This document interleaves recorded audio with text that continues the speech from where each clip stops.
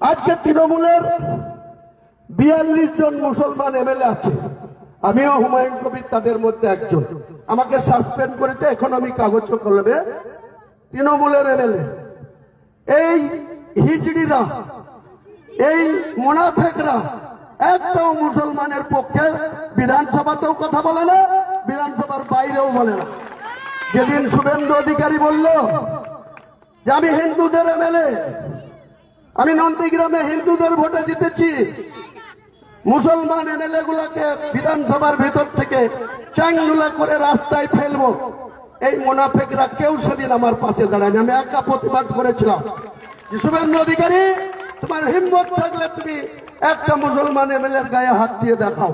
তুমি যদি চাঙ্গুলা করতে আসো, তোমাকে বিধানসভার ভিতরে আমি খুশি মেরে তোমার গাল ফাটিয়ে দেব।